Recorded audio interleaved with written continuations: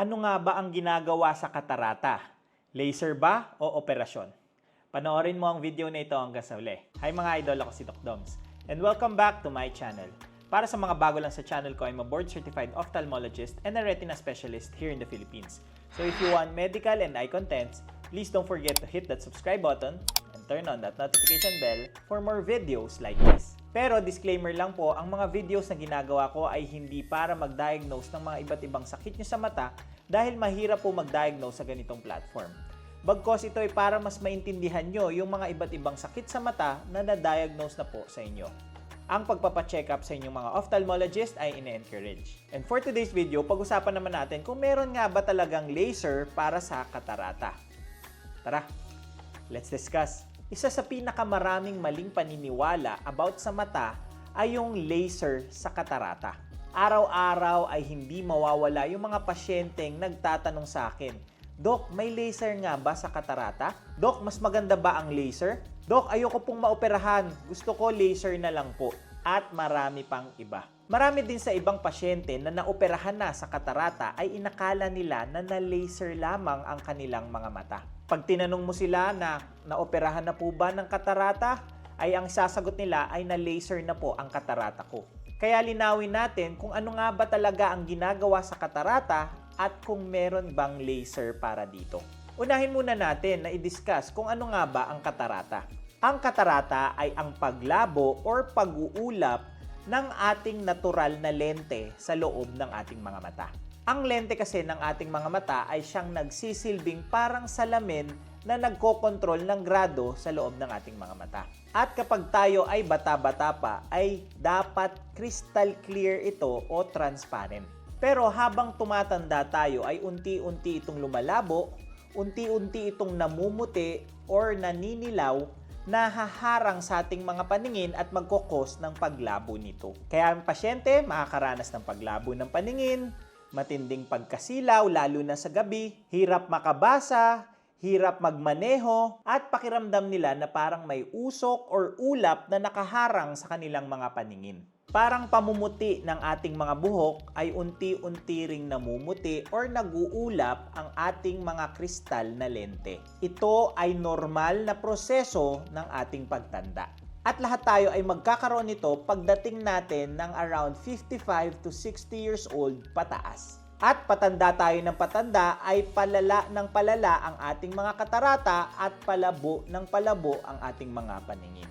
Mahalagang linawin na sa katarata ay walang pamatak, walang herbal na gamot, walang vitamins at walang laser na kayang magpatanggal ng katarata nang hindi tinatanggal ang lente. Ang tanging solusyon sa katarata ay operasyon lamang, na kung saan ay tatanggalin yung namuting lente o katarata at papalitan ito ng artificial na lens na siyang magsisilbing bagong lente ng pasyente. May video na pala ako about cataract na pwede niyong panoorin para sa mas detalyadong discussion about dito. Ngayon, saan nga ba pumapasok yung laser sa mata? Dahil dito nagsisimula yung kalituhan kung may laser nga ba or wala. Kapag may nagsabing laser sa katarata ay kadalasan dalawa ang ibig sabihin nito. Una, ang laser ay pwedeng gamitin mismo sa pagtulong sa operasyon sa katarata. Sa traditional cataract surgery kasi ay mano-manong ginagawa ng surgeon ang hiwa sa mata, mano-manong binubuksan ang lente ng mata, at mano-manong hinahati unti-unti sa maliliit na piraso ang katarata. At gamit ang ultrasound ay unti-unting dinudurog ang mga pirasong ito at hinihigop paalis ng mata. Sa tinatawag na femtosecond laser cataract surgery ay tumutulong ang laser na mapabilis at mapadali ang mga steps na ito. May mga bahagi ng operasyon na laser ang gumagawa, tulad ng pagbalat ng katarata at paghiwa at pagpira-piraso ng katarata para mas madali itong durugin at tanggalin.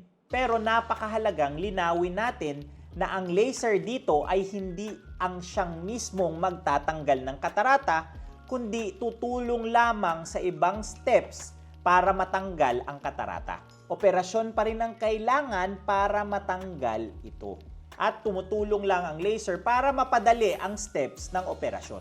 Hindi ito parang LASIK procedure na after ng laser ay tapos na at pwede nang umalis. May hiwa pa rin ito at may mga instrumento pa rin na papasok sa loob ng mata para matanggal ang katarata at mailagay ang artificial na lens. May mga advantages kasi ang femtosecond laser. Mas eksakto ang hiwa na gagawin, mas pantay ang pagbukas ng lente, at pantay din ang pagkahiwa-hiwa at pagkapira-piraso nito.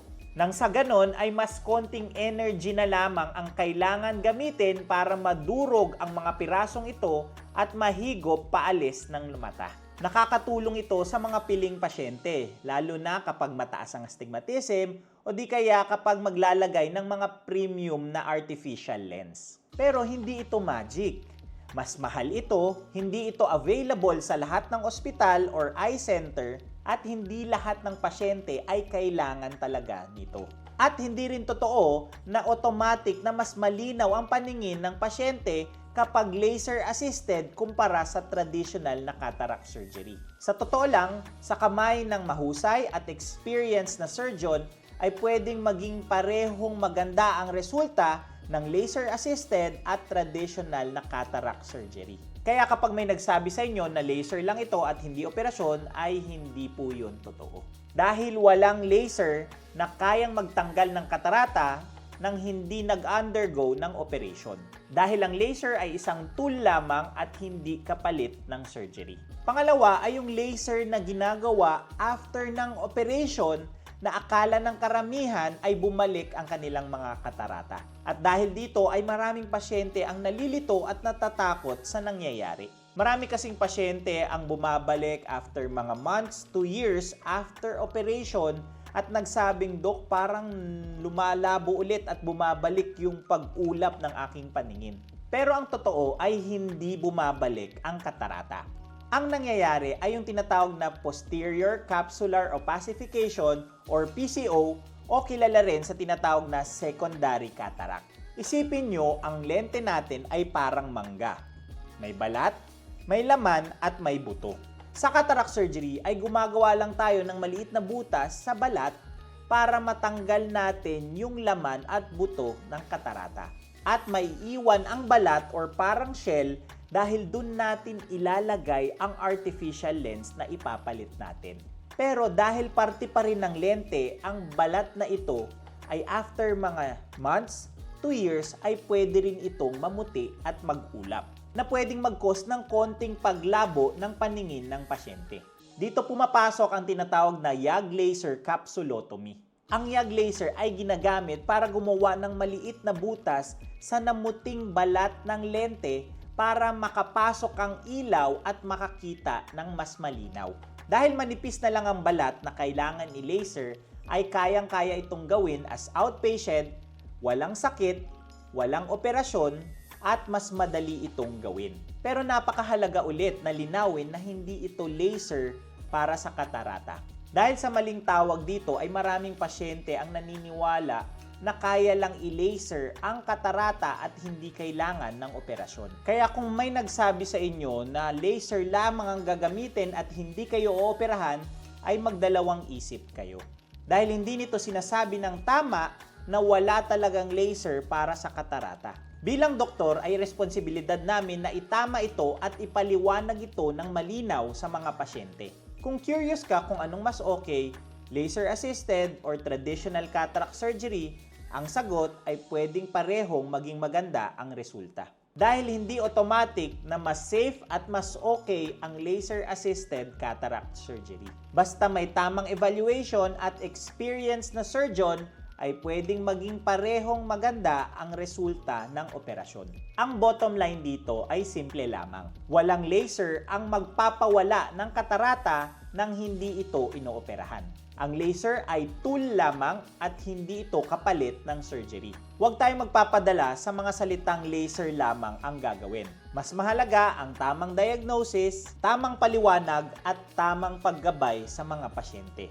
Kapag may nagsabi sa inyong laser lamang ang gagawin, ay magdalawang isip kayo at huwag kayong matakot na mag-seek ng second opinion. Kung nagustuhan nyo ang paliwanag na ito, ay ishare nyo lang ang video na to sa iba para mas marami itong matulungan. Layunin natin na mas marami ang luminaw ang paningin at mas marami rin ang luminaw ang kaalaman. And that's it for today's video. Ngayon alam mo na walang laser na kayang magtanggal ng katarata ng walang operasyon. Please don't forget to like, comment kung may mga questions or suggestions kayong topics, subscribe, and hit that notification bell for more medical and eye contents. Ngayon, mas may alam ka na. Ako po si Doc Doms. See you on my next video.